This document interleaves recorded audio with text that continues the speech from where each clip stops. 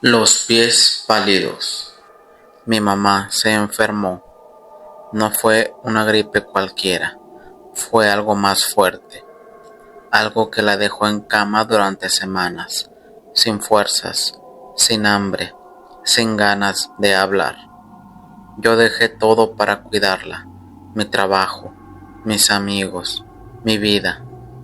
Me instalé en su casa, en el cuarto de al lado, para estar pendiente por si necesitaba algo, día y noche, hasta que se mejorara. Mientras ella dormía, yo aprovechaba para ordenar la casa. No era grande, pero estaba descuidada. Había papeles acumulados, ropa sin doblar, polvo en los muebles. También había álbumes viejos, de esos que usaban mis abuelos para guardar fotos. Los hojeaba por curiosidad, por aburrimiento, por querer saber más de mi familia. En esos álbumes encontré algo extraño. No eran fotos de cumpleaños, no eran fotos de vacaciones, no eran fotos de bodas, eran fotos de pies, pies pálidos, descalzos, parados sobre diferentes superficies, en el pasto, en el cemento, en la tierra. No había cuerpos, no había rostros, no había nada más que esos pies, blancos, casi transparentes, como si no hubieran visto el sol en años. Me pareció raro, pero no le di importancia. Mi mamá siempre fue una mujer peculiar. Tenía gustos extraños, costumbres que nadie más entendía. Tal vez era una de esas. Guardé los álbumes y seguí ordenando. Los días pasaron. Mi mamá se fue recuperando. Ya podía levantarse, caminar, comer sola. Una noche estábamos viendo la tele cuando la luz se fue. No era raro en ese barrio. Los apagones eran frecuentes. Busqué una vela, la encendí y el cuarto se llenó de una luz tenue y parpadeante. Caminé hacia el pasillo para buscar unas velas más. La luz de la vela apenas alcanzaba a iluminar el camino. Fue entonces cuando los vi. Pies, muchos pies, pies pálidos, descalzos, parados a lo largo del pasillo, pegados a las paredes. No había cuerpos, solo pies, desde el suelo hasta la altura de mis rodillas. Un montón de pies. La vela se me cayó de las manos. El corazón me dio un vuelco. Sentí que la sangre se me helaba, que las piernas me flaqueaban, que la cabeza me daba vueltas. Caí al suelo y me desmayé. No sé cuánto tiempo pasé así, minutos, tal vez horas. Cuando volví en mí, mi mamá estaba a mi lado, abrazándome, llamándome por mi nombre. Estaba pálida, asustada, pero calmada. ¿Qué pasó, mijo?, me preguntó. No podía hablar, solo señalaba el pasillo, los pies, las paredes. Mi mamá miró hacia donde señalaba. No vi que se asustara, no vi que le sorprendiera, no vi que le importara.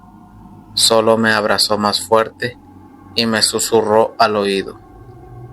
No tengas miedo, son mis amigos. Me acompañan desde que era niña. ¿Cómo que tus amigos?, pregunté con voz quebrada. Los pies, ellos me cuidan, me protegen, no me dejan sola. No entendía nada. Mi mamá había perdido la cabeza, pensé. La enfermedad, los medicamentos, la soledad, se había vuelto loca. Pero ella no estaba loca. Hablaba con calma, con seguridad, con una paz que no le había visto en años. ¿Por qué no me lo habías contado?, pregunté. Porque no ibas a creerme. Nadie cree. Por eso nunca lo conté. Pero ahora lo viste. Ahora sabes que es verdad.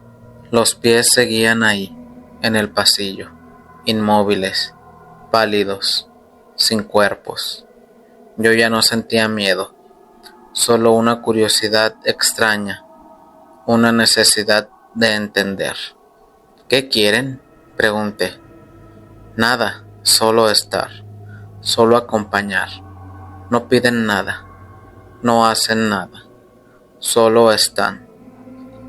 Pasó la noche, la luz volvió, los pies desaparecieron. Mi mamá se recuperó por completo. Volvió a su vida normal, a sus costumbres, a sus rutinas. Yo también, pero nunca olvidé esa noche. Nunca olvidé esos pies pálidos en el pasillo. Nunca olvidé las palabras de mi mamá. Son mis amigos. Ahora cuando voy a visitarla, a veces miro el pasillo de reojo. Busco los pies. No los veo, pero sé que están ahí, en algún lugar, cuidándola, acompañándola. Mi mamá no está loca, solo ve lo que otros no pueden ver. Y yo, que vi, tampoco estoy loco. Los pies pálidos, los de las fotos, los del pasillo, los que me hicieron desmayar del susto, son reales y son amigos de mi mamá. No entiendo cómo, no entiendo por qué, solo sé que existen y que de alguna manera eso me da tranquilidad, porque mi mamá nunca está sola, aunque yo no esté, aunque la casa esté vacía, aunque la noche esté oscura. Los pies están ahí, cuidándola, y eso para mí es suficiente. La mano en la oscuridad. Nunca he sido una persona nerviosa, pero lo que viví esa noche todavía me cuesta explicarlo sin sentir que algo no encaja. Había aceptado cuidar la casa de un amigo durante el fin de semana. Él se había ido de viaje y no quería dejarla sola. La casa quedaba en una zona tranquila, de esas donde después de cierta hora no se escucha absolutamente nada. Desde que llegué, sentí el silencio demasiado marcado, pero no le di importancia. La primera noche pasó sin nada extraño. Vi televisión, cené y me acosté temprano. Dormí profundo. Todo parecía normal. El problema empezó la segunda noche. Eran cerca de las 2 de la madrugada, cuando me desperté sin motivo. No hubo ruido fuerte ni pesadilla. Simplemente abrí los ojos de golpe, con esa sensación incómoda de que algo no estaba bien. La casa estaba completamente oscura y en silencio, pero había algo diferente, como si el ambiente estuviera más pesado. Me quedé quieto unos segundos, tratando de entender por qué me había despertado. Entonces escuché un sonido suave que venía de la sala. No era un golpe ni un objeto cayendo. Era más bien un roce, como si alguien estuviera pasando la mano lentamente por la pared. Pensé que podía ser el viento, aunque todas las ventanas estaban cerradas. Aún así me levanté para revisar. Caminé despacio por el pasillo. sintiendo el piso frío bajo mis pies, y al llegar a la sala encendí la luz. No había nada fuera de lugar. Todo estaba exactamente como lo había dejado: el sofá, la mesa, las cortinas, todo en silencio absoluto. Me quedé unos segundos observando, esperando encontrar algo que explicara el sonido, pero no pasó nada. Apagué la luz y regresé al cuarto. No habían pasado ni 5 minutos cuando volví a escucharlo. Esta vez no venía de la sala, venía del pasillo, justo fuera de la habitación. El mismo sonido, lento, suave, constante. Sentí un escalofrío recorrerme la espalda. Me senté en la cama sin hacer ruido y miré hacia la puerta, que había dejado entreabierta. El pasillo estaba completamente oscuro. El sonido se detuvo. El silencio que quedó después fue peor, porque en medio de ese silencio algo cambió. No fue un ruido claro, pero sí una sensación, como si algo se hubiera detenido justo frente a la puerta. No quise moverme, no quise hacer ningún sonido. Pasaron unos segundos que se sintieron eternos, y entonces la puerta comenzó a abrirse lentamente, no de golpe, sino con una suavidad que hacía todo más inquietante, como si alguien la empujara con cuidado. El pasillo oscuro quedó completamente visible, y aún así no había nadie. Me quedé mirando fijamente, tratando de convencerme de que todo tenía una explicación, pero mi cuerpo no reaccionaba. No podía apartar la mirada. Fue entonces cuando entendí lo que estaba pasando. El sonido no era alguien tocando la pared, era alguien arrastrando la mano mientras avanzaba, y ahora estaba dentro del cuarto. No lo veía, pero podía sentirlo. El aire se volvió frío de repente, y esa sensación de ser observado se hizo insoportable. No sabía dónde estaba exactamente, pero sabía que estaba cerca, muy cerca. No dormí el resto de la noche. Me quedé sentado, sin moverme, esperando que amaneciera. Apenas salió el sol, me fui de la casa sin recoger nada. Días después, cuando hablé con mi amigo, le conté lo que había pasado. Al principio se quedó en silencio, y luego me dijo algo que hasta hoy no puedo olvidar. Me explicó que antes de mudarse, la casa había estado vacía durante años. Los vecinos decían que nadie duraba mucho viviendo ahí, porque siempre escuchaban lo mismo durante la noche, un sonido suave, como una mano recorriendo la pared. Desde entonces, cada vez que me despierto en la madrugada y escucho cualquier ruido leve cerca de mi habitación, no puedo evitar quedarme completamente quieto, porque una parte de mí sigue pensando que ese sonido no era de esa casa, sino que algo decidió seguir. El viejo faro. Las olas de agua salada lamían en la costa, una lengua fría y persistente que se aferraba a todo lo que tocaba. La punta del faro se levantaba imponente contra el cielo encapotado. Su luz giratoria cortaba la oscuridad de la noche para que a cientos de kilómetros pudieran verlo. Dos hombres, curtidos por el tiempo y por el mar, habían sido enviados a aquel lugar del mundo abandonado para mantener viva la llama que guiaría los barcos en la noche o en los días de fuerte neblina. Uno era guardián nocturno y el otro diurno. El de la noche era un hombre de pocas palabras, de mirada profunda, como si pensara un sinfín de cosas. Cada anochecer, mientras el sol se perdía en el horizonte, como si fuese una moneda de cobre que resplandeciera en la lejanía, el nocturno subía todos los escalones de caracol hasta la linterna. Allí, el viento le golpeaba la cara y lo hacía sentir libre. Las olas rompían con furia, que parecían 1000 demonios golpeando los acantilados del faro.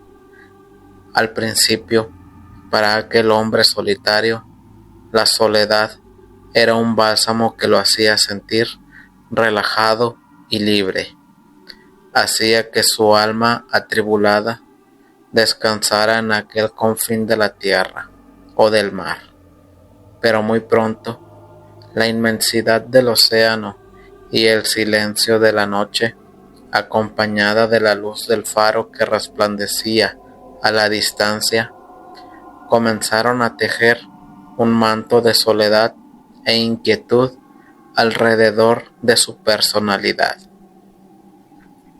Su compañero del día, por el contrario, era jovial y conversador, aunque con la compañía del nocturno su risa se había ido apagando con el paso de los días.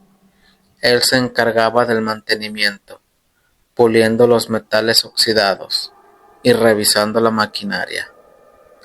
Fue él quien primero notó las anomalías, objetos que cambiaban de lugar, voces que se colaban por entre las rendijas del viejo farol, del viejo hierro que parecía crujir con los años, por el óxido y por las voces que salían de allí, sombras que se movían en los rincones y que cuando se miraba fijamente desaparecían. Él, en un principio, pensó que era debido a la fatiga y a la soledad, y tal vez al silencio de su compañero, pero los incidentes se hicieron cada vez más extraños y persistentes. Una noche, el nocturno observaba tranquilo el vaivén de las olas, cuando de repente un escalofrío subió por su espalda que lo hizo tiritar y ponerse alerta.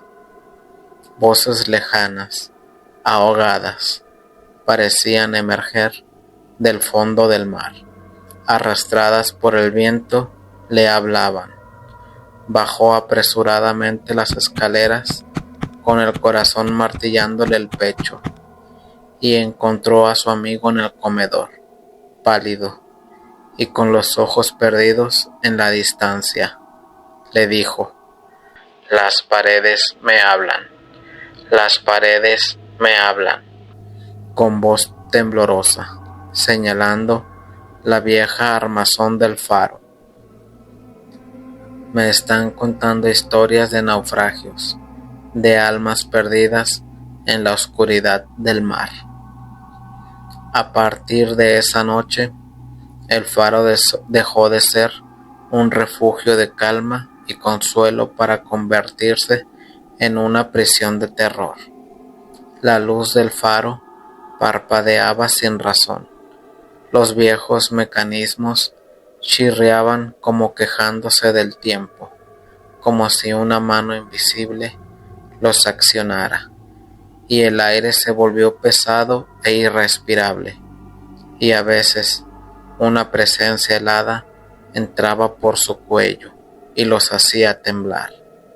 Un día, mientras los golpeaba una tormenta furiosa, el mar se volvió un hervidero de espumas, amenazando con cubrir por completo el faro, aunque nunca lo había hecho.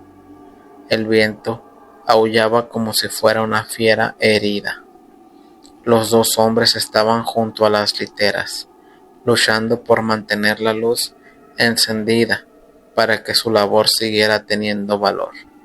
De repente, una figura se materializó en medio de la tormenta, una silueta borrosa de una mujer con los cabellos al viento, con una mirada vacía, pero directamente mirándolos a ellos.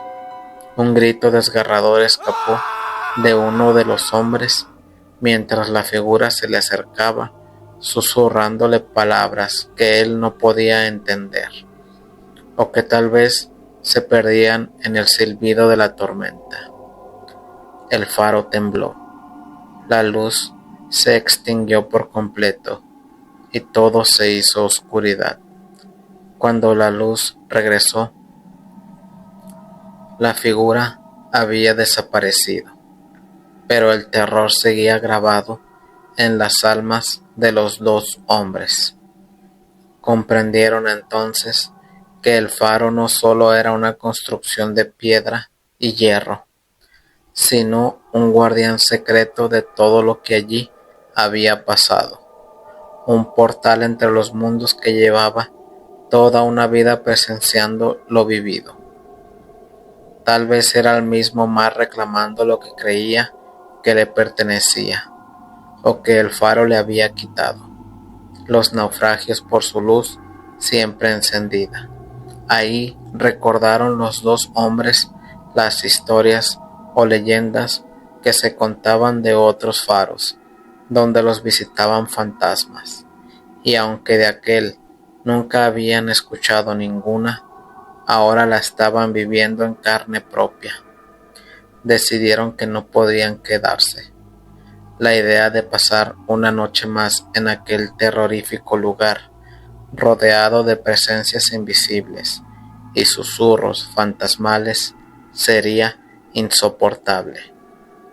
Tal vez lo intentarían, pero el mar, como un carcelero implacable, había desatado una furia tan espantosa que les impedía la huida. La tormenta rugió y el barco con suministros que debía llegar unos días después nunca apareció. Aquella ilusión era lejana. Atrapados en el faro, se vieron obligados a enfrentarse a lo desconocido, a las entidades que habitaban en el mismo. Cada noche se convertía en una batalla contra el miedo, contra las visiones, contra todo aquello que los atormentaba, peleando contra su propia locura, que ya los estaba acechando más que los mismos fantasmas que se escondían entre las paredes del faro y la alta marea. La última noche, la luz del faro se apagó definitivamente. Los dos hombres ahogaron un grito en medio de la oscuridad. El rugido y el viento, acompañado del bramido del mar, lo ahogaron para que nadie pudiera escucharlos. A la mañana siguiente, la tormenta cesó por completo. El sol alumbraba en lo alto, nítido, dando su mejor rayo de sol. El faro, imponente, seguía en silencio, aunque su luz estaba apagada, una luz que había alumbrado por cientos de años y guardaba miles de secretos. Las almas habían reclamado oscuridad. Nunca más se supo de los dos hombres, y el faro nunca más se pudo reparar para que siguiera funcionando. Aunque hay marineros o pescadores que dicen que cuando pasan cerca del viejo faro, notan una luz que brilla en lo alto, como guiando los barcos. Pero también se escucha la voz de los hombres que trabajaron ahí, hablando entre ellos como si nada hubiera pasado. Algunos otros los escuchan gritar pidiendo ayuda. El faro sigue erguido en el mismo lugar, pero ya no tiene ningún servicio para el sistema naval. Pero es un testigo mudo de lo que allí ocurrió o de lo que allí aún habita. Maldita muñeca. Mi hermana siempre fue fanática de las muñecas de porcelana. No sé de dónde le vino esa obsesión, pero desde pequeña coleccionaba esas muñecas de ojos vidriosos y vestidos antiguos. Las tenía en repisas, en vitrinas, en estantes. Su cuarto parecía una tienda de antigüedades o el set de una película de terror. A mí nunca me gustaron, me daban cosa. Esos ojos que parecían seguirte por donde caminaras, esas manos pequeñas y rígidas, esos vestidos que parecían sacados de otro siglo. Pero bueno, era su gusto. Yo no decía nada. Una tarde fui a visitarla. Hacía tiempo que no nos veíamos y decidí quedarme a dormir. Cenamos, charlamos, vimos una película, todo normal, todo tranquilo. Llegó la noche, me prestó su cama y ella se quedó con una de las invitadas. Me acosté, apagué la luz y cerré los ojos. El sueño no tardó en llegar. Fue entonces cuando escuché el ruido. Un llanto, bajo, suave, apenas un gemido. Venía de debajo de la cama. Abrí los ojos. La habitación estaba a oscuras, pero la luz de la luna entraba por la ventana, pintando sombras en las paredes. Me quedé quieta, escuchando. El llanto se repitió, pero más fuerte esta ocasión. Me levanté despacio, agarré mi celular, prendí la linterna, me arrodillé en el suelo y alumbré debajo de la cama. Ahí estaba, una muñeca de porcelana, pequeña, con un vestido blanco y el pelo rubio. Tenía los ojos cerrados y la boca entreabierta. De sus labios salía ese llanto, un llanto de bebé, real, humano. Me quedé helada, las manos me temblaban, el corazón me latía tan fuerte que creí que se me iba a salir del pecho. La tomé con cuidado, estaba muy fría. El llanto se intensificó, se convirtió en un grito desgarrador, como de alguien que está sufriendo. La tiré al suelo. Golpeó las baldosas con un ruido seco. El llanto cesó. Me quedé en el suelo, pegada a la pared, mirando la muñeca, esperando que se moviera, que hablara, que hiciera algo. No hizo nada, solo quedó ahí, inmóvil, con sus ojos cerrados y su boca entreabierta. No dormí esa noche. Me quedé en la cama, con la luz prendida, mirando la muñeca desde lejos. Al otro día, le conté a mi hermana. Me escuchó en silencio con una expresión que no supe descifrar. Estás loca, las muñecas no lloran. La escuché, insistí. La vi y la tiré al suelo. Lloraba como un bebé. Mi hermano negó con la cabeza. Dijo que fue mi imaginación, que el cansancio, que la noche, que la casa vieja. No me creyó. Me fui a mi casa.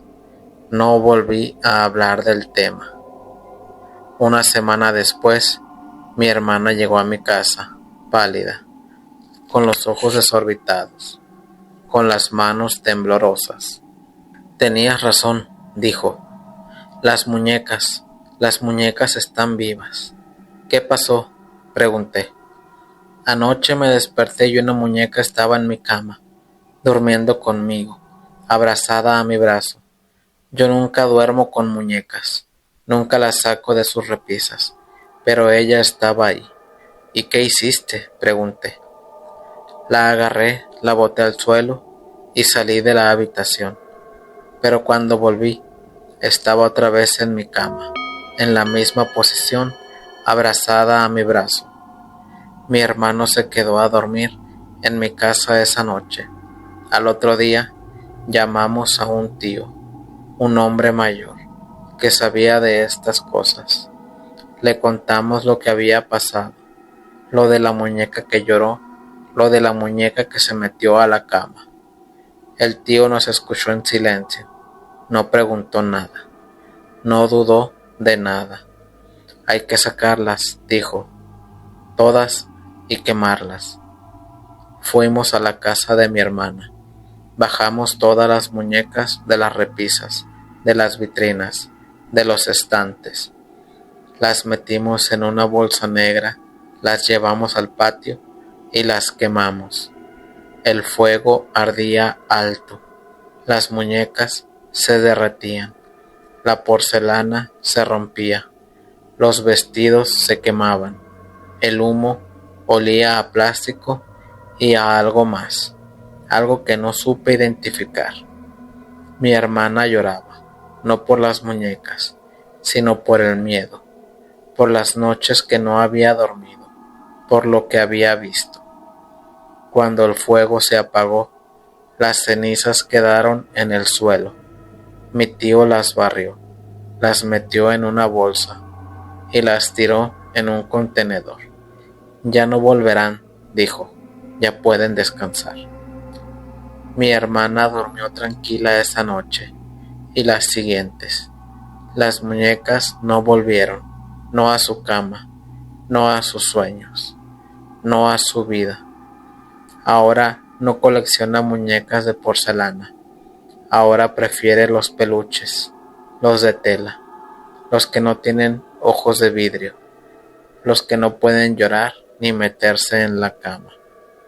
A veces, cuando pasamos por una tienda de antigüedades y vemos una muñeca de porcelana, mi hermana aprieta el paso. No quiere mirarlas, no quiere que la miren. Yo tampoco. Las muñecas que lloraban, las que se metían a la cama, las que quemamos en el patio. Nunca supimos por qué lo hacían, nunca supimos qué querían. Solo supimos que había que quemarlas y las quemamos. Y desde entonces dormimos tranquilos, sin llantos, sin muñecas, sin miedo. Las cenizas se las llevó el viento y las muñecas con ellas.